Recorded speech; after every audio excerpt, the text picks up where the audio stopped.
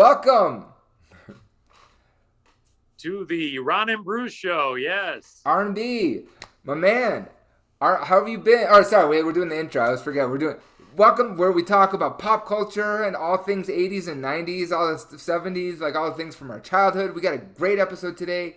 We're gonna talk about something that we haven't talked about yet. Yep. We're going to kind of loosely work around, at least my personal top five list of 80s WWF wrestlers. And And I we're like, using the F, of course, because within that context, it was the WWF, which later morphed into the WWE. But old schoolers like us, it's WWF. I know, like old school and true, because do you know when did it move into E? Like when did it become entertainment? It was shortly after they, acquired WCW. So it was early 2000s, like 2003 to around that era. Yeah. And were you watching it consistently from the 80s to the 2000s? No. So obviously, as 80s kind of teen, watched it religiously then during that sort of peak golden era, right? Yeah. I had that kind of dip in the early 90s, kind of grew out of it for a bit there. And the quality was really lagging too. It had Yeah. that dip, which if you follow it historically, was kind of like the low point where they had lost a lot of their stars. There was, a lot of scandals going on at the time that kind of tarnished a lot of it. And a lot of it started getting more and more geared towards kids. So naturally growing out of that phase and everything's, still kind of cartoony and all that stuff. Yeah. Yeah, I just kind of lost touch with it until, again, it started picking up steam with, WCW really getting hot, and then the Monday Night Wars coming in, and then you have this rise of all this new talent, this hot new talent. And also it was geared more towards, by that point, kind of young adult that I was, it was geared towards more of an adult male audience. So I was able to kind of fall back in line with it and pick it up from there. And then from there, I followed it, up until probably I would say, again, maybe that 2005, 2006. And then again, once they bought out WCW, again, it kind of lost its edge and, it's the product it is today. So, I still kind of loosely follow it, but I don't watch it like I did religiously then. So it was those kind of two peak periods. And you say it so nicely, like they just bought, like they just bought WCW. Like it was like a nice gesture. They helped them out in a tough Yeah, time. They right. squeezed the hell out of Totally them. ignoring the fact that this was like a vicious Yeah. war, Yeah, Takeover. yeah. And I know that you obviously, you were like, for you, a big moment, a crowning jewel of a moment was when David Arquette won the WCW championship. I know that you are such a fan of David Arquette, and you felt like that was such a beautiful moment. I know that's what brought you back ultimately. Oh yeah, I mean, when you get someone like that as your world champion, I still think that's like probably our the top WCW champion of all time, David Arquette. Of course. You're never going to get any better than that. So I think it's a good high note to leave it on. And like obviously we're joking, but like there's a documentary that I saw recently. I didn't watch the full thing because it was just uncomfortable. Where he actually was like, "I'm gonna go back and prove that I can wrestle," and he would do like he started off at the bottom, like doing like backyard shows with like glass and like barbed wire and like fire. And he was cut up, like he was getting his ass handed to him. Yeah, Do you know what I'm talking about? Have you seen this I documentary? do. Yeah, I've seen the trailer for that. And the one thing I'll say, like in David Arquette's defense, with the title kind of being hoisted on him, it was really, I know that he did a lot of what he did when in WCW for charity. And I think he, like the money that he raised was going to, I think, Brian Pillman's family and things like that. So I always give him credit for that, in that he wanted to, whatever income he was making from that, he was using to Yeah. help others that needed it. I don't know if that was touched upon in the documentary at all, but I know that, for a lot of people Yeah. that gave him so much crap for, being given the WCW title, which was really a more of a crazy kind of hotshot booking decision rather than his thing. I just want to mention that he deserves kudos for that at least. See, and that's our way in because, like, I think. Tell me if you agree with this. Like, so prior to let's say prior to 83, 84, where like 84, 85 really, like where Yeah. WWF really takes off and becomes this like pop culture phenomenon. The cartoons, the licensing, the toys. I actually just found out I have the George the Animal. I have like the rubber, like what I don't know, I don't remember how many inches, but like the big, you know, what I'm talking about those first Yeah, ones that came out that were rubber. And I yeah, have a burnt Hulk Hogan.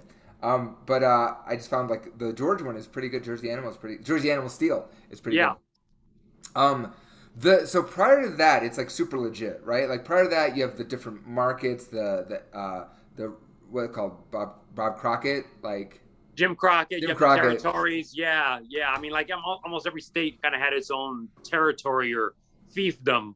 Yeah. And so, how does McMahon position himself? Vince McMahon. How does Vince McMahon position? Like, how do they get to 1984 to that stardom, to that like Well, televised glory? well, Vince Jr. I mean, kind of like these multi-generational wrestlers. He comes from multi-generational, promoters, right? So his grandfather was a promoter.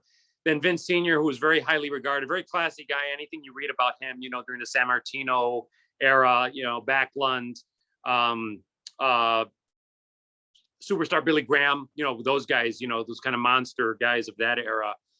But Vince Jr. kind of has a whole different vision of it. He's kind of grown up in the atmosphere. He's a TV announcer and stuff. He's learning the ropes. And he sees that this could be a national thing, right? So he's often, towards his dad's sort of tail end run, has offered to buy the company from his dad. But, his dad, one of the things that Vince Jr. was savvy about is he didn't tell his dad what he was going to do in terms of going national. Because one of the rules, old school rules of all those sort of territories and the agreements was you didn't infringe on anyone else's territory. It was like that understanding. You didn't poach people's talent. It was always agreed upon that somebody would send you talent. You would send someone in exchange. There was that kind of agreement. And Vince Jr. was basically like, man, I'm writing my own rule book on this, because he saw a much bigger vision about how he could take what his dad had built, and in that Northeast territory, and make it a national thing, provided he had the right talent and, the right television and all those kinds of things. So he doesn't tell his dad when he, buys the company, but obviously shortly thereafter, he starts that run towards acquiring a lot of talent. Like you look at the AWA roster at the time, which was, based in Minneapolis, Vern Gagne's territory. It had all the initial, those WrestleMania 1 guys, you look at that roster, it had Jesse the Body Ventura, it had Hogan, it had, all those guys, right? Bobby the Brain Heenan was part of that. Andre the Giant, right? Yeah, I mean, Gene Okerlund, Adrian Adonis was part of that. So it was a huge, taking from that talent. And then basically poaching talent, or however you want to look at making offers, and those kinds of things. He's basically taking the best of the regional talent and bringing them under the WWE umbrella, or WWF at the time. And that's how he's going to build, his company. And it just like landed in the zeitgeist, right? In a world where Stallone and Schwarzenegger are just like at the beginning of their like world domination, right? Like 84, 85. This is like prime, like Conan the Barbarian, Terminator, the Rocky movies, obviously, right? Like Rambo. You have these like, it's almost like live theater on that scale, right? Larger than life. Yeah. And it's like, yeah. you got to think too. Vince, he grew up with like, kind of larger than life characters, right? You kind of have Bruno Sammartino, who's like this legend, this kind of mythic figure, held the title, I think collectively for like 8 years or something like that. But then you have, I think, who his favorite at that time growing up, which you could totally understand because Vince is a bodybuilder guy, was superstar Billy Graham.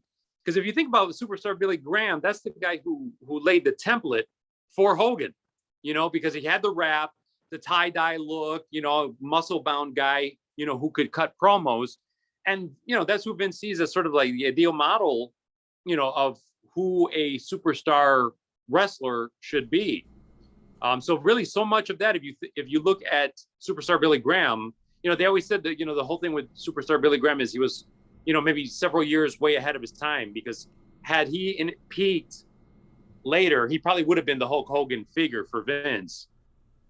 So so we've spoken about this before, and so like we both said like Hulk Hogan for us isn't the thing. Like that kind of never wrote like that never Hulk Hogan never connected with us, or we never connected with Hulk the way that clearly like he was the figurehead, he was the monster, right? He was like for a baby face, like he was the face of the company. How does like so we know that he's not a favorite of ours, but just we have to let's address his like We have to give him his gargantuan. due. Yeah, Yeah. we definitely have to give him his due. So how is he plucked? Like how was it decided that Hogan would be the face for like honestly like a good solid 10, 15 years, right? He is the face of wrestling. Like and when he moves to WCW and becomes a bad guy, he's still the face. Like Yeah, I mean, first of all, Hulk, I would say up there with Triple H and Vince is probably like the three smartest guys in the wrestling business. You look at historically, because Hogan was very savvy. He was very politically savvy, but he also had, when he was working for Vern Gagne and AWA, he had a bigger vision for himself too, in terms of marketing himself and T-shirts. And, he was already having arguments with Vern over money and then, being able to wrestle in Japan or not. And, Vern wanting a take of, his merchandise, his overseas bookings, those kinds of things. So there was always already that friction. But meanwhile, he's gaining steam as a big star for them. And Vince sees this, sees the body, sees that the type of promo that he can cut. And he, immediately, and I think a lot of it was probably because he couldn't get another talent that he was eyeing for the similar thing would have been Kerry Von Erich in Dallas. But because with the Von Erichs, they had their own territory, it was going to be a lot harder to lure someone like Kerry, although Kerry, looks wise would have been the guy that Vince would have gravitated towards. it's funny. But I remember. yeah, Sorry. No. Actually, yeah. Sorry to cut you off. no, and I was just gonna say, with Hogan, it was also Hogan gets that part in Rocky 3, Yeah. which also makes him more of a national star. So Vince is all over this. This is like the perfect guy to be able to market. Hogan's smart enough, would know. The other big piece of it that people don't realize when they're kind of like, oh, why wasn't this guy a star, or why wasn't this guy marketed properly? Because they just see the external talent, whether it's the matches or the promos, but it's also how you carry yourself behind the scenes with the company. And Hogan was like the perfect guy in terms of being able to throw out there on an Arsenio Hall show or the Tonight Show or, late night television, daytime TV, some of that would appeal to kids. So he had all those multiple things that obviously Vince looking to go national with his bigger vision, this kind of almost Walt Disney type vision for a wrestling company. He ticks off all the boxes. He personifies that, yeah, and especially for '84. Like I maintain, and I'm curious to see if in your list of five if this guy still makes it. But I would think today, if you do like if it's that era today, Ricky Steamboat is the face of the company. Like I maintain that. If you hadn't like landed someone like Hogan and you have someone like Ricky Steamboat in your company, you would probably. I think in any other company, maybe than WWF, you would try to build your company around this guy, right? Right. Good looking guy. Yeah. Movie star. And he looks like a movie star. Yeah, great physical condition and has the athletic ability. Yeah. Ridiculous ability in that sense. Maybe the thing that he lacked in terms of like the real killer promo, and maybe that's the thing that kind of held him back in terms of projecting a much more larger than life personality. So maybe that's one of the things. Yeah. But he plays like a leading man. Like he was kind of the only leading man of that era, where like in the sense that like he could hold his own with Randy Savage, but he doesn't detach from Randy Savage. If that makes sense, you know what I mean? Like you look at any like hero like Schwarzenegger or Stallone again, like in the movies like Rocky. Rocky doesn't detach from anyone. Like if Rocky's in the scene with Apollo Creed is just chewing the scenery. Yeah. Right? And Rocky's like, absolutely, Yeah. And that's I'm like I maintain like I mean this is not the topic for today obviously, but like I'm like I maintain someone like Steamboat from an athletic. I think when I rewatched a bunch of his fights versus Hogan is stiff. Like I'm sorry, Hogan is not the best athlete. No, and that's why one of the sort of caveats I'll do with this video, we'll kind of mention that, but it's like guys who did not make my list. And the one that, if people look at the video, the topic of the video, they would assume top 5 WWF, especially when you really narrow it to WWF wrestlers. They would assume Hogan would be, 1 or 2 on the list. He doesn't personally make my list. And that's just because, I'll kind of lay out what my criteria is for my specific list of this. Plus, I mean, I guess, top 10 80s wrestlers list, it's always going to have Hogan on this list. So I think in terms of making it a little bit more interesting, we have to kind of set different parameters for it, but with Hogan, he definitely deserves, obviously, the credit as a top money guy, and a guy that without his sort of the guy being the flagship for the company, Vince probably would not have been able to do what he do. And we probably wouldn't have the modern WWE at all, because really it's like you have foundational guys like Hogan. Many years later, be Stone Cold, who would do the same thing in terms of box office. But it's really on your, Rock. So on your sort of Mount Rushmore, you have those guys on there for sure. And then some people would say, well, with the modern era, you maybe throw Cena in there because in terms of box office, he kind of meant the same. That's not talking about match quality, but just in terms of sheer box office, you could probably chart a line with those guys. 100%. So tell us your criteria and then jump into number 5. All right.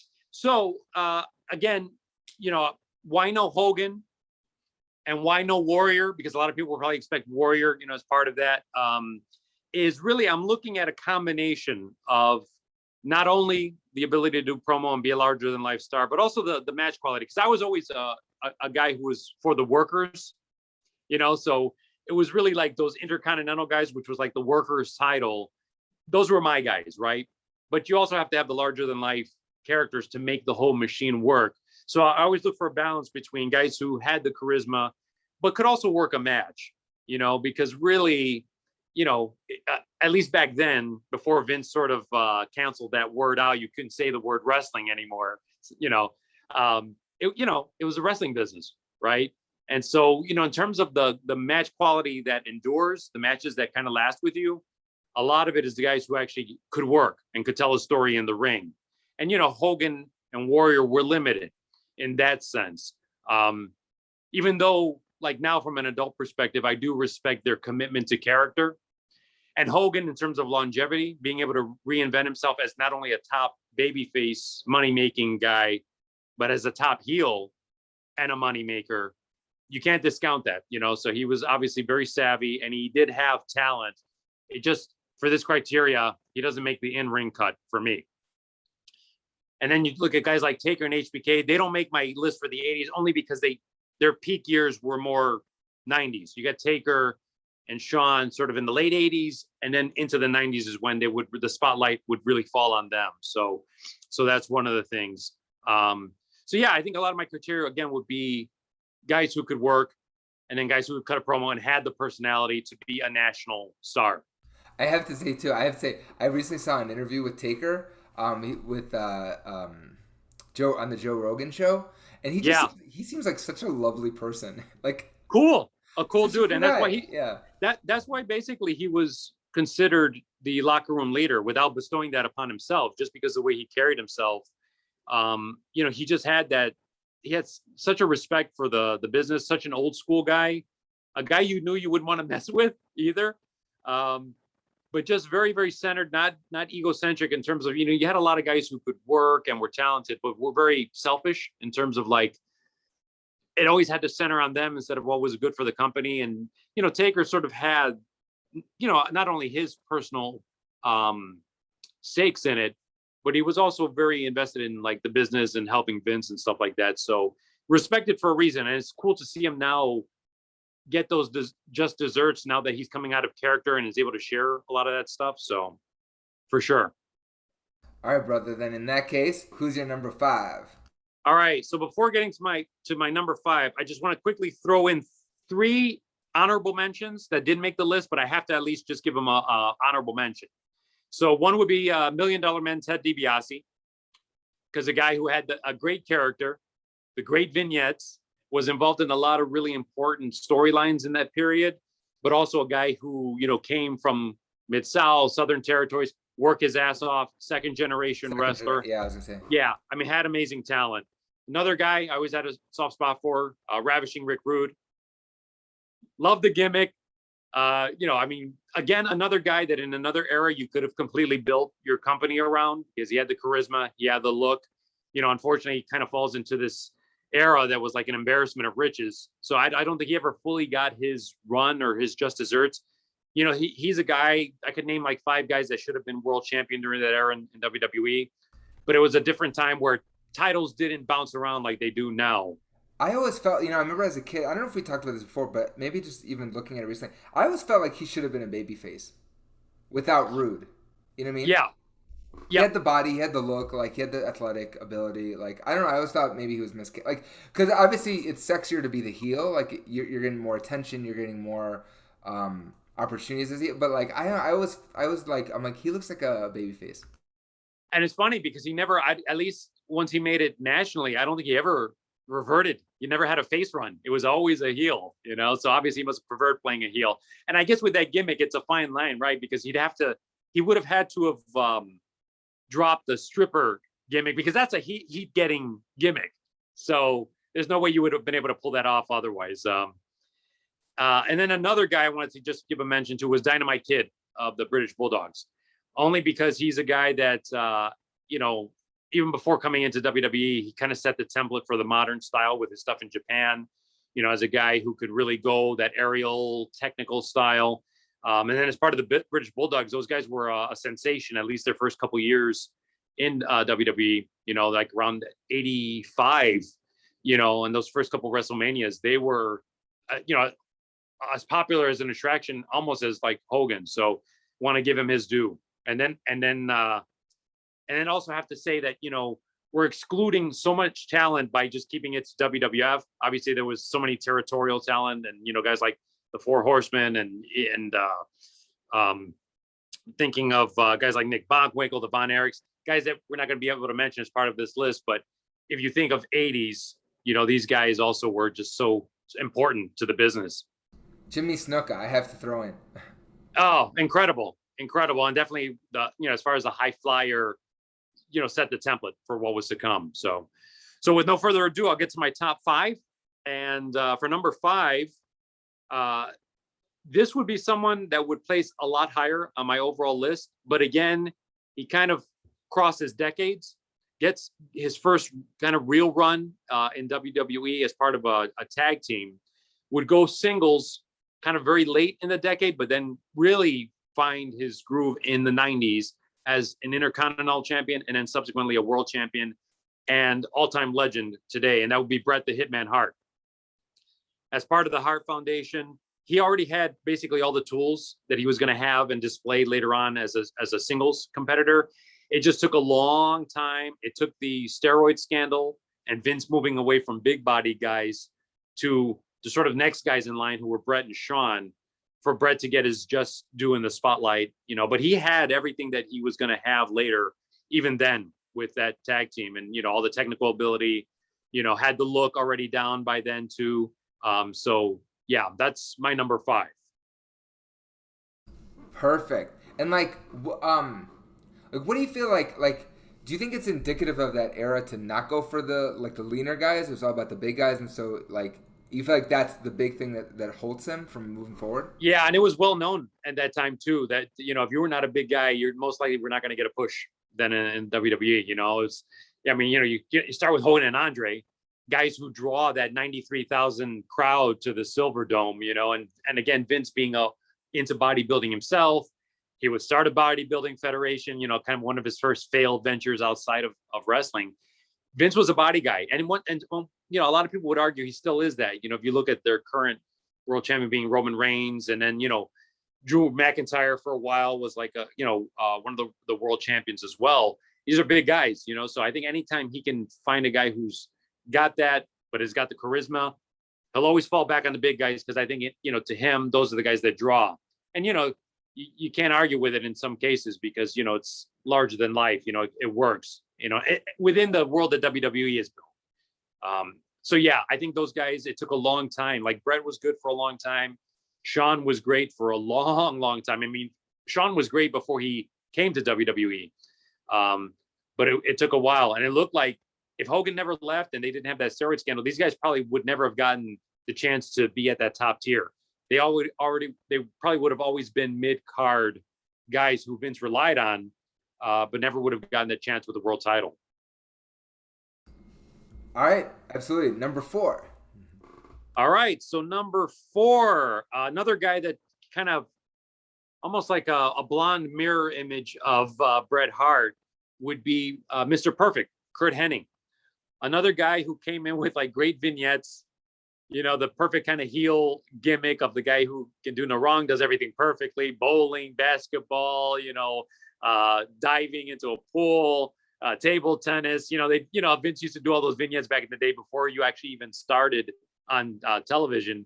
You'd get like those weekly little clips of the guy before he came in. And, Hennig was already seasoned. Again, another second generation guy like Bret. So that's why when they eventually met, it was like just like a wrestling marriage made in heaven, but was already a world champion in AWA in the dying days of the AWA. Nick Bockwinkel will pass the torch to Kurt. So Kurt was already seasoned. Kurt was already had turned heel during that world championship run. So by the time he comes to WWF, it's really just a matter of getting his look a little bit more polished. Those first couple months, he's kind of working at growing out the hair. He's got to get the singlet now. And was a guy who could cut a great promo, but a phenomenal worker in the ring. Took amazing bumps, which is probably what shortened the quality of his in-ring career. Just because if you look at any of the stuff from like those Saturday Night's Main Events or anything on the network, he was someone like if you were Hogan and wrestling this guy, he would bounce all over the place for you, make you look like $1 million, but you figure doing that night after night, 300 nights a year, it's like, man, it had to be brutal, and eventually when he has to drop the Intercontinental title to Bret, he's suffering a back injury, and then during that match, he showed up because he has so much respect for Bret, but he was already hurting, so, it's one of those things that I think he was never quite the same after being injured, but man, during that period where he was good, man. He was so good. Dude, I had a client who in the 80s or I guess like early 90s, so late 80s or early 90s, he used to do the circuit in Japan, and a wrestler, and he's like 7 foot tall, and I think he's in his 60s now, but I don't remember what year it was, but at some point he wrestled Andre, and there's like video of it, and I forget his character's name even, but it's astounding the impact that those years has had on his body now, and it's just like what those guys go through. Well, the Japanese style too. The Japanese style is a hard style. I mean, here in the States, if you didn't kind of want to go that extreme, you could probably, especially in the WWE back then, you could probably get away with a more modified style. The Japanese style is so hard hitting. It's really almost like a hyper realistic style. Even to this day, guys who work in Japan, I mean, that's one thing you could do tours of Japan, but to kind of work year round there, I couldn't imagine it. It's just brutal. It's crazy. It's just like we have to remember, like, these are still dudes. Like, these are still humans. Like Hogan seems so larger than life. Like all these guys, when you're a kid, it's like, oh, But like at the end of the day, like they're still like, if you watch any of these documentaries on like Jake the Snake or Roddy Piper, like these are guys with families. Like I know it sounds silly, but it's like, whoa. No, it doesn't, because if you think about it, like, when you're growing up as a kid and you're just watching the television show, unless you're like a hardcore fan and you really dig deep into like the lives, behind the scenes, you probably think, oh, you just wrestle on TV, and, that's the only time you're showing up. You don't realize these guys are on the road to the extent that they are, and taking the punishment, the pounding they are, day after day. And it was also different back then in the 80s. Like the guys now, they still work hard, but the schedule is not as ridiculous as it was. I mean, back then you would be doing double shots in the weekends, and the travel was not as organized as it is now. Whereas now it makes sense. You're kind of touring like a rock band would, where you're hitting cities that are at least sequentially, kind of in line. Back then they'd be flying cross country, doing double shots on weekends. So you'd wrestle once in the afternoon, again in the evenings. I mean, you think about like so many guys on this list, that we'll get to, they're gone. A lot of the guys that we're talking about, they're gone. We lost so many, and these guys, died in like their mid 40s, so many of them, the lifestyle, because of what you had to do to keep up with that lifestyle. And that's where the cocaine and the pills and talk about the steroid abuse and those kinds of things. It was total rock star insanity. And it's incredible how much of a demand there was. Like, I don't know if the demand is there today, like to this extent, right? Not even close. Back then Vince was able to like have like at least 3 crews running at any given time. So you had like the A crew, which would be headlined by Hogan. You'd have the B crew that would be headlined by whoever was the Intercontinental Champion, oftentimes like Randy Savage or someone at that level who was, almost equal a star to Hogan and could carry another separate tour. And then you had the C crew that would do some of the smaller markets and things like that, but all running simultaneously at once. So I mean, during that period, that golden era, which was the first peak for WWE, demand was large. That's awesome. All right, number 3. What you got for number 3? Okay, so for number 3, a guy that many would say probably no one could top him promo wise. Also, a guy who historically probably meant as much as Hogan, at least for that first WrestleMania. So probably the first guy, I guess, aside from Hogan with Rocky 3 to cross over and actually get his own film. Because Hogan, it was kind of a bit part, but this was someone who actually had to carry a film. Was Roddy Piper. Yeah. I mean, someone who already was a star for Crockett, and in Georgia and areas like territories like that, knew how to cut a promo already coming into WWE. So in a way, he arrives to WWE fully formed, which was the advantage of having territories back then, because you had guys who cut their teeth and had already paid, 10 years of dues, if not more, learning the craft. So really, if you look at that first roster that Vince had, it was all polished guys because they had put in a lot of time. And they're not like I didn't realize this until now. Like as a kid, everyone looked older, but they were in their 30s, right? Like a lot of these guys, like Hogan, even though he was balding, like he was in his 30s. Yep. But which means that these guys spent their teens and 20s working their ass off, like working their way up. These weren't young guys necessarily. Oh yeah, they're athletes. Piper got, paid some heavy dues, got bullied and all that by the veterans, and, had to come up the hard way, hard scrabble, which you could see it wore on him. Anytime you kind of see a documentary on him, you could tell that he was, kind of a weathered veteran with a lot of scars, a lot of psychic baggage. But a guy who knew how to, talk people into the arena, right? Because if you think about heels, that guy was such a heat magnet for that first WrestleMania. I mean, they were very lucky that they were starting to cross over and start getting some celebrity involvement in terms of Cyndi Lauper and all that stuff. But this is a guy who kicked Cyndi Lauper on TV, on MTV, when they did that angle with Lou Albano and he, smashes the disc over his head. And, I think Cyndi Lauper was trying to protect Lou, and he kind of, like grabs at Piper's feet and he kind of kicks her off and stuff like that. So, shit you could not get away with these days. Oh my God. But so he was also lucky that he came in the right era where he could be that much of a heel. But he and to go after Mr. T, right? Like he hated, right. But he legit hated Mr. T. Yeah, because you saw T as an interloper, celebrity interloper who was going to kind of steal the boys' spotlight kind of thing. Whereas really, if you see T interviewed about it, like in Piper's documentary and stuff, he was coming in with the attitude of like, hey, I'm using my celebrity to kind of help build things up. But it was early in that process of using celebrity. I think the only other people who had really done it to great effect was, Lawler with Andy Kaufman, in that kind of Mid-South territory. So it really hadn't been done to this degree before. So it was probably difficult getting that level of cooperation with such big egos involved. And, Piper is someone who most likely was not going to job for anyone at that point,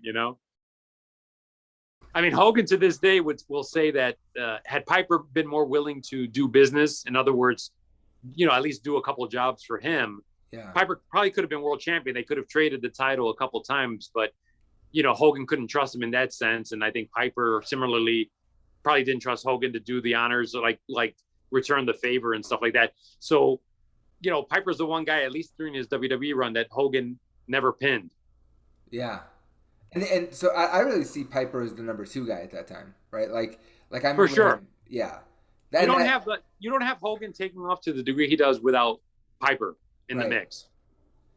And did they do you know what they were like? They were like probably adversaries off camera, right? Like they probably hit each other too.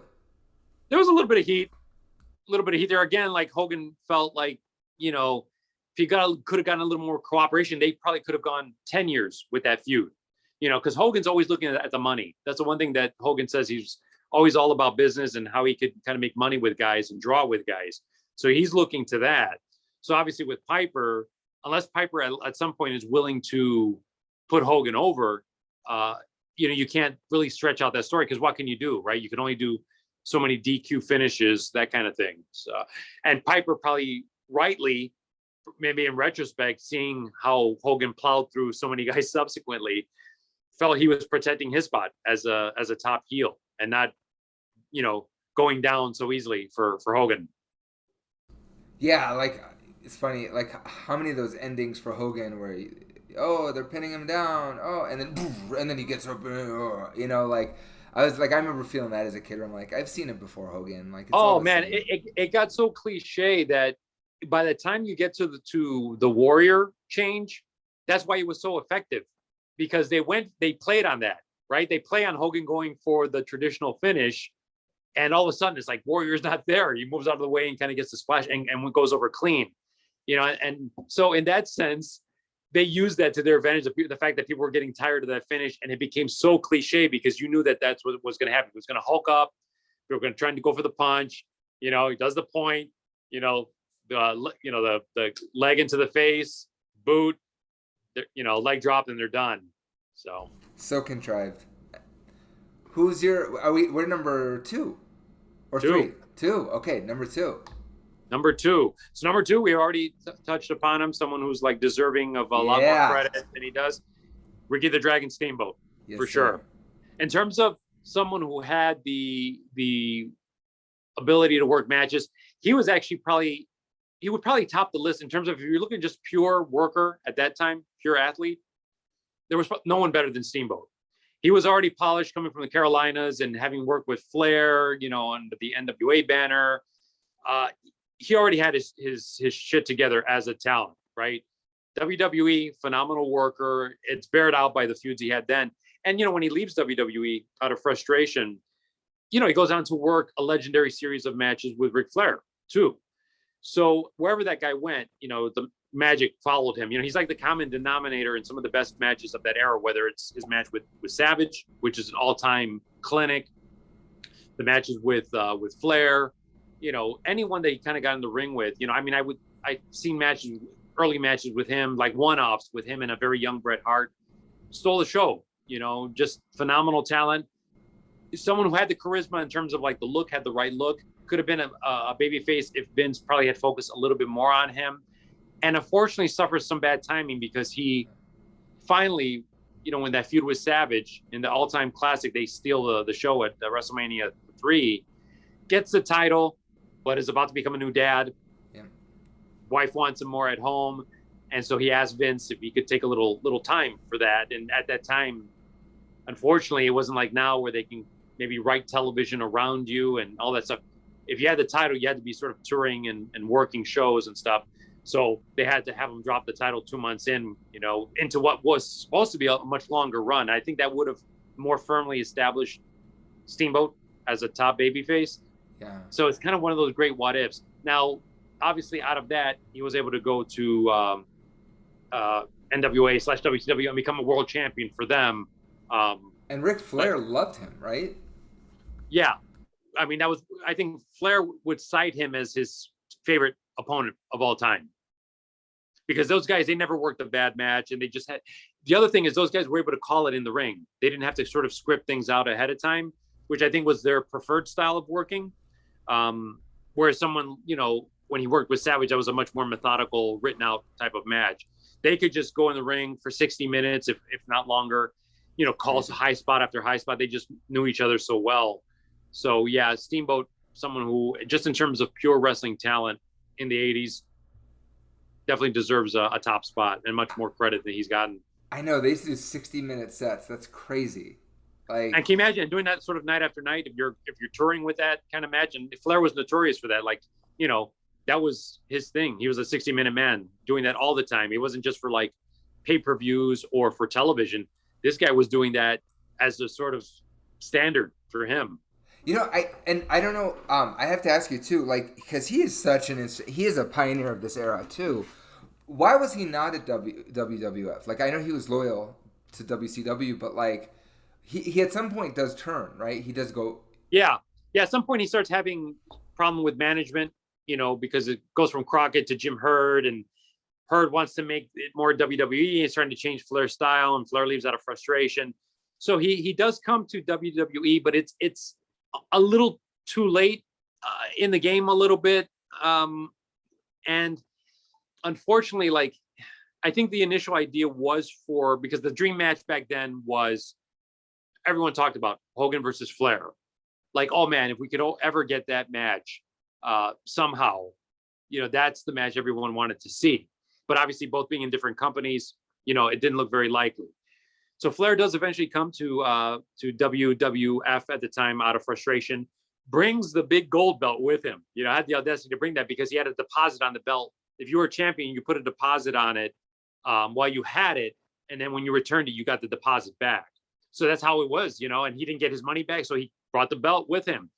Vince started showcasing this on television, and I think the idea Vince was going to build towards was for WrestleMania 8 was to have the Hogan Flair match. Vince gets a little panicky because they start doing house shows with Hogan Flair before WrestleMania, and obviously because Flair is not as established yet in the WWF, their audience doesn't know him quite that well yet, so the house shows aren't drawing like what Vince is expecting. So it's ridiculous to think this, but here you have both guys finally in the company at the same time. Here comes WrestleMania. Flair wins the Royal Rumble, which is the perfect setup because he wins their world title. So it's natural, right? He's WWF champion.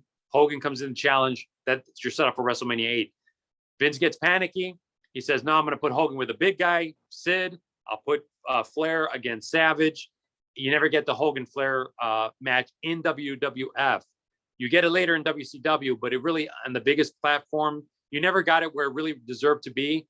So a lot of people would say it's just Vince didn't use him correctly, and it was a huge missed opportunity. That is a huge, because that's like Superman versus Spider-Man, which they've done. Like Yeah, and then like I said, Hulk. you eventually get in WCW, and it does draw for them. It's big business for them, but it's again in Vince's platform. Had he fully committed to that and made it happen, it could have been so much bigger in terms of having the right canvas to play it on. Yeah, I know that would have been huge. Like, anyway, I digress. What's your number one? All right, so number one, I'm going to do the reveal. Yeah. This way. Oh. I'm going to do the reveal this way. Da, da, da, da, da. Oh yeah, brother. Yeah, there you go. Yeah. Macho Man, Randy Savage. Number one, baby. Yeah. Oh yeah, yeah. So, yeah, top pick definitely of the 80s, top talent in terms of a guy who had kind of this almost like this perfect blend of the larger than life charisma of a Hogan and a Warrior, the kind of almost that superhero ability, killer promo, but also had the technical aerial ability of what has kind of morphed into the modern style. Comes into the company, was kind of an outlaw wrestler, second generation. His dad, worked a bit with Lawler in Mid-South, gets recognition there, already cutting great promos, kind of has the look, comes into WWF, brings along his real life wife at the time, but, they disguise her as his manager, the lovely Miss Elizabeth. It's like a perfect package, right? Because you have the heel, the brute, the Beauty and the Beast kind of situation. But this guy came in and immediately took the company by storm because that voice, no one had seen a promo like that. And in terms of wrestling ability, this was a guy who was working great matches already.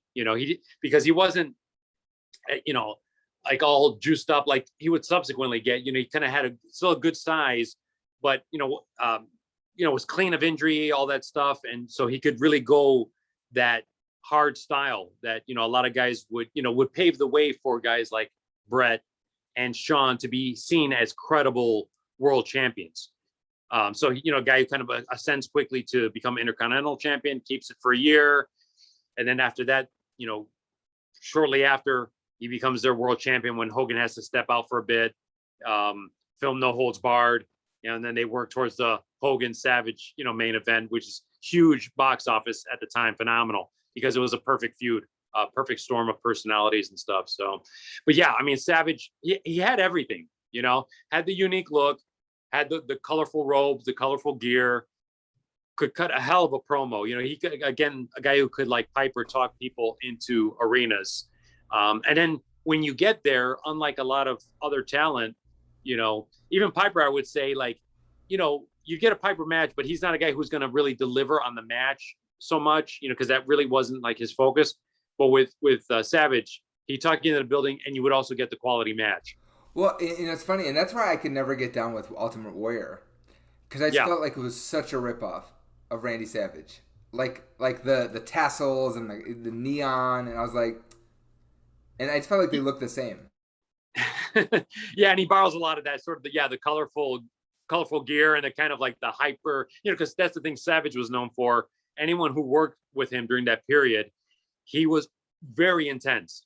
Anyone will tell you that, you know, who's worked with him. He was a very intense guy. Steamboat, you know, I mean, you know, talks about how Savage, you know, quizzing him on like, you know, the WrestleMania Step 3 by match, step, yeah. step by step, you know, hundreds of moves listed down. Um, Diamond Dallas Page talks about, you know, when during their feud and, you know, the intensity that Savage brought. Hogan all the time, how, you know, Savage would actually put his finger in his face to get him to get more amped up during an interview and stuff like that. So very intense. Was a guy who felt guilty in terms of like he would never think of shortchanging his audience. You know, he felt like, hey, if, you know, paid money to see him, he was going to give you everything he got. And man, Miss Elizabeth, I remember she was just like like what a great counter, like what a great not a like just like accoutrement. Not, and I don't mean that in a belittling way. I just mean like No, she just enhanced him. Like she just like grounded him. yeah, I mean, he would have been a great heel. You know, had he come into the territory or, you know, could cut the promo. But there's something about the package of him and her, the way she humanized him in a way, or just I guess the way he got him more heat because, you know, the way she came across, you know, just so likable and, you know, just kind of a calm, this beautiful presence. And then you had Savage kind of belittling her and stuff like that. It was easy to get, you know, the sympathy for her. So of course you're going to hate Savage even more.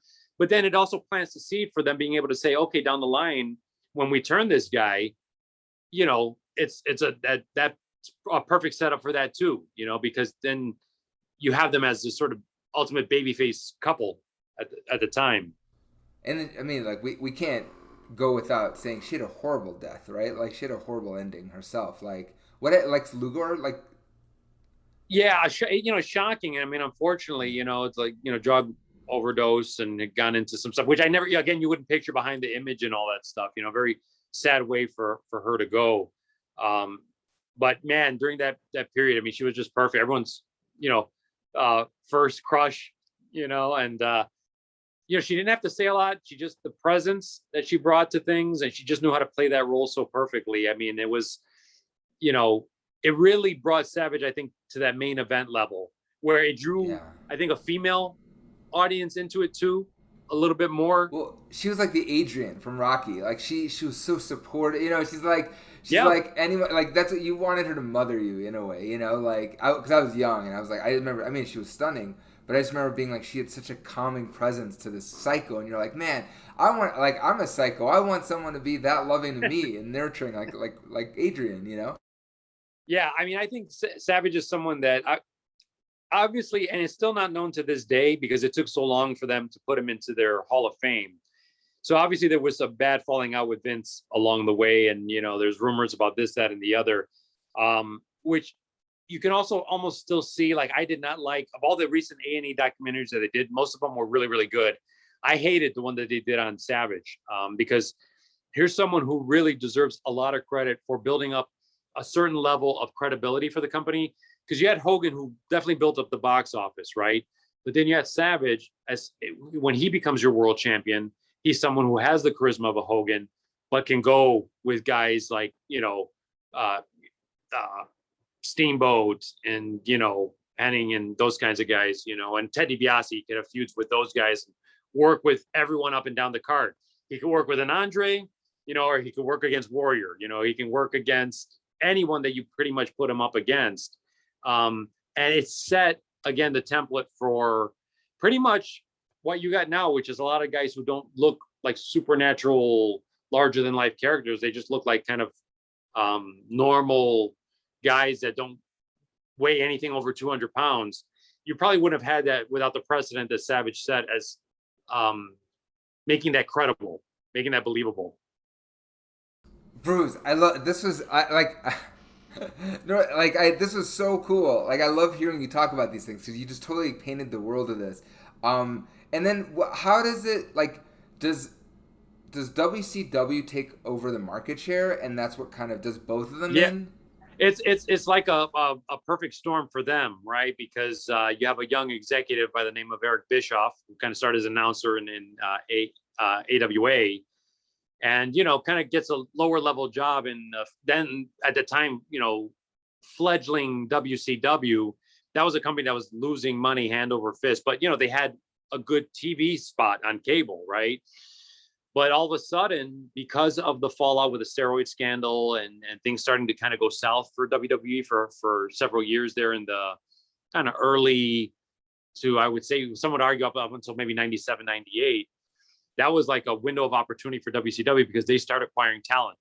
Obviously, one of the key names, and that's why we always have to, again, give him his due, is Hogan, because that's a huge acquisition. It doesn't seem so at first because he's not quite getting over with their audience because he's doing the same old shtick. But later on, when he turns heel, it's money for them. It's hand over fist money. But Bischoff, kind of like Vince, hungry, young guy, sees a different vision for it. He sees it like almost like this has been a Southern regional kind of company minded. He's thinking of a much bigger thing. Get some involved with Disney, MGM, those kinds of things. Ted Turner challenges him like, hey, what do we need to do to be competitive with Vince? And, Eric Bischoff out of, just not thinking about it says, well, put me on Monday nights head to head. We have to go head to head with Raw. So that's the start of that. They acquire Luger. Then, you get Hall and Nash who have their, they want, obviously they're trying to make more money in WWE. Vince can't do it. Vince is not doing guaranteed contracts at that time. That's the one thing WCW can offer because they have Ted Turner's backing now. And that's the thing with a wrestling company. If you have like a billionaire behind you, you have a lot of a grace period in which to build a company and build talent, right? Plus, Ted's not so much concerned with like the touring revenue and all that stuff. He's seeing it as a television product. So as long as you're bringing the ratings, that's what he's concerned with. So he hits those guys, and those guys are key acquisitions because that's where you build the whole storyline of the NWO, which is the subtext of that story is that it's a bunch of WWF guys who came into WCW and take over that. Then you get Hogan in as the third man. NWO is born. The rest is history. And so then you really have WCW as the cooler company because they're also tapping into the male, the kind of 18 to 34 male market. Whereas Vince is still trying to, create characters like Bastion Booger and Isaac Yankem and just really out of touch, and his focus is just not there at the time. So, of course, there's like a chicken, right? There's like a chicken. Yeah, gobbledygooker and just, really silly, just like he's way out of touch, And, because Vince is always thinking about the marketing and the can you make a doll out of it? Can you make a T-shirt? Whereas with WCW, all of a sudden they start reaching that younger market and young male market. And they're off to the races, man. They're getting celebrity involvement like Dennis Rodman and Jay Leno. And I mean, it was just, they had an incredible run, until they basically fall victim to their own hubris in a lot of ways, and then Vince starts building up his next generation of talent, starting with Steve Austin, right? And then you get Rock and you get, Triple H. Goldberg. And from there, there was no going back from there. So, yeah.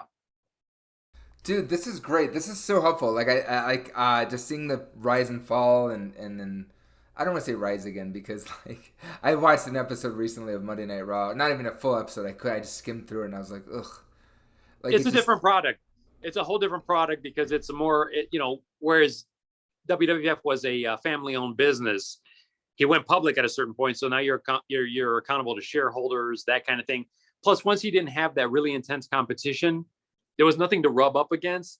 I would argue once he bought out WCW, like basically their properties and stuff, the story was over, and it's like you didn't have that friction anymore. So he can go back to writing really goofy stuff, which is I think his his fallback mode is just this really lame comedic kind of approach. And it's just, I don't know, it's just a lot of things that changed about the product,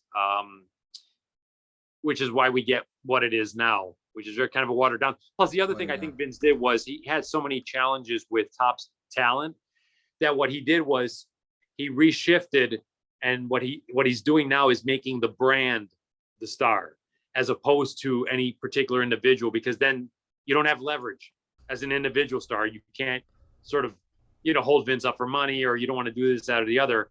To him, it's about the brand. And so that's why you have this ensemble of talent that don't really stand out anymore, because it's just no one's being elevated to the level of a Hogan, of a Steve Austin, And that's what we're seeing in every other medium now, right? Like, obviously not music, but like in the studio, the Hollywood studios, right? They're not banking on Brad Pitt's and Angelina Jolie's and Tom Cruise's anymore. It's Captain America, which could be anyone. Like, exactly. You take the power away. You get the power back into the corporation, away from any individual. And you see that UFC has changed in that way too. Whereas I think Dana White had the same problem. Like guys I grew up with, BJ Penn, Tito Ortiz, Chuck Liddell. I mean, major stars, of that era. Ken Shamrock. Now the company, I think he took the same approach where the brand is the star, but as a result, it's a much less interesting product because no one stands out. Right. Like Ronda Rousey doesn't like. No, I mean, she was good for UFC in terms of like, I guess being, the first sort of superstar female that, they can sort of then build like, a real women's division around and stuff like that. By the time she comes to WWE, like she's already been handed some losses in UFC. So like the shine's a bit off. But she did a great job with that year that she was in WWE. I mean, she did do good work. Like her first appearance for that first WrestleMania was phenomenal. She got to work with some of the best talent, Triple H in there, Kurt Angle, but she held her own, but it's a different product. It's a much more homogenized thing. You don't have superstars of this caliber that we're talking about anymore. It's kind of like that everyone's a star kind of approach. And it's like, as a result of that, no one stands out at all. Do you, like my final question? Do you feel like that? And that's what I really wanted to get to. Actually, was like this idea of like, so much of what you and I talk about is this zeitgeist of the 70s, 80s, and 70s, 80s. I mean, like early 90s, question mark. Yeah. And is it a matter of innovation versus renovation? Like, where there's something about that time period where, like, the zeitgeist is like, culturally, like, we've seen technological advances to a point, but it's like imagination still is the driving force. They're still like, it's still innovative because we haven't seen a lot of these things. Like there's so much technology that's pushing us to the limit in certain ways, and imagination takes over. So we're seeing like this perfect hybrid of like all like a drive and a technological support for it. Does that make sense? Like we're not like now you have Marvel where they can CGI Michael Douglas to look like he's 15. Like yeah, what can't you do anymore? Nothing really matters. Nothing's gonna surprise you anymore. Whereas at that point, Star Wars, Superman, like Rambo, like these movies are propelling storytelling to the next level. And here you have the WWF, where it's like it's a hybrid of real life people that are superheroes. They're like, and technologically they're taking steroids. They're working out differently, right? Like they're using everything that they can, but they're also using their spirit. It's like a hybrid, where it's like heart and power, heart and fire. Yeah, and again, it's a different product, because back then I still feel like what you were selling was wrestling, and somehow for Vince over the years that's become a bad word, because again he's now with his company, he's beyond competing with other wrestling companies. What he's doing is he's competing with other entertainment entities. So you also take it away from that. 80s was a perfect storm because, again, the advent of cable and just so many other things, and youth culture, MTV. So you have the rock and wrestling connection. And I feel also Vince was much more dedicated with the WWF stuff to long-term storytelling. Now it's again, not so much a wrestling company. He's not competing with other wrestling entities. He's competing with, whatever the high-rated television shows are and reality television. And it's watered down because this was, I felt like WWF at the time was catered to a specific audience. And now it's trying to be all things to all people. And anytime you try to do that, just like with Star Wars properties and things like that, you don't please anybody in particular. It's a watered down thing where nobody's really getting much of anything. Because is it comedy? Is it an entertainment show? Is it wrestling? They're not even doing long-term storytelling. They'll start something one week and it gets dropped the next week. There's no focus to any of it. It's just hot shot stuff just to pop a rating. And it doesn't have the same feel. I mean, if you think about the Hogan Savage lead up to WrestleMania 5, that was like over a year worth of storytelling, where you set up Savage as the champion the year before, and you build up Savage as this, this great baby face after having been this heel, and the Mega Powers and them teaming together as friends, and they go through a period of tag teaming. Then you start planting the seed of like the jealousy and all that. And of course, it's going to center around Elizabeth, who's like the perfect foil to tell that story. You have the big explosion on NBC on prime time. Again, it took well over a year to tell that story to get to the payoff of WrestleMania 5 and to obviously see the dividends pay off of that. Nowadays, you would not see anything near that. If they give a month to a story, it's a long-term story these days. So I miss that. I miss that about the old school way of doing things. Well, that's where we're at, just in every medium now, or sorry, not every medium, but like in film and in a lot of these popular, where you have post, Avengers Endgame, where it's like, on one hand, that was the coolest thing ever. 11 years you're building up to one story, and then now it's like, I don't want to wait another 11 years. Like, who's got time for that? Besides, like, I could see both sides of that, where everybody wants to get in on this world building, long form storytelling. But then on the other side, we're all used to YouTube. We're all used to like instant gratification. So that perfect hybrid doesn't exist. Well, you got to think too, and the other thing that's different too about the climate is that 80s and stuff. You're growing up. I mean, prior to cable, you had 3 network stations, and then you had the UHF channels and stuff like that. But you didn't have sort of the multitude of options, of entertainment options that you had back then. You had kind of your network television. If you were lucky, you had some cable, not with a zillion channels. Yet music was still at the epicenter of things. That's why MTV was still hot then. But now it's just a different thing and it's also, people can get anything they want at any time. No, you don't have to give much attention to anything. So it's a different world where you're not going to see that type of dedication to storytelling, and you're not going to see that dedication to character and making real stars like they used to. And it's a damn shame, Bruce. But let's end it on that note. Yeah, we sound like the get off our lawn guys. I know. That's how I'm like, oh shit, we're those guys. Back when I was younger. But I will say, I mean, the one product of WWE's that I do like a bit is the NXT product, only because it's more. It has that territorial feel of like an area that's focused on the in-ring work, and so it's young talent. It's kind of what drew me in initially to wrestling, because the first company that I fell in love with was the World Class area out of Texas, and that was the beginning of young talent that could really work in a style that was taken seriously. And so NXT tries to do that. It's not the really cartoony soap opera storytelling that Vince is in love with, and that almost overboard on the camp. It's run by Triple H, who comes from a wrestling background and who was a student of real guys, like Buddy Rogers and Nick Bockwinkel and Harley Race. So he appreciates the work, the actual wrestling, instead of just the entertainment aspect. The actual. So there are some good things now, but you have to look for it. You can find some stuff in Japan. You can find some stuff in like the independent scene, which has brought back some of that stuff. But you're not going to find it on Raw or SmackDown for the most part, unfortunately. Well, actually, so everything you said, it sets us up for our next episode, which we'll talk about at another time, but this is perfect. So, Bruce, thank you so much, man. This is awesome. I love your fucking genius. I love how you are able to break down with such knowledge, like, the root of what made this time period awesome and what players kind of catapulted it to the stratosphere. So, thank you, Bruce.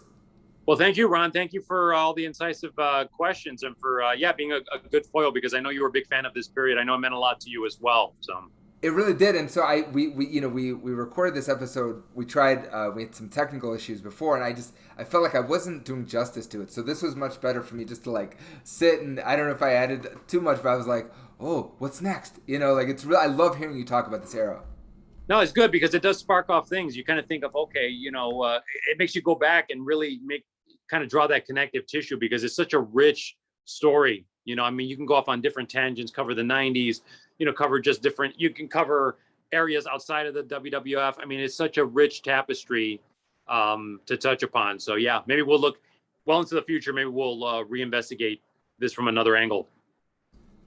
That's right, brother. Heck yeah. Oh yeah. Oh yeah. I said heck yeah. That's not Randy. Oh yeah.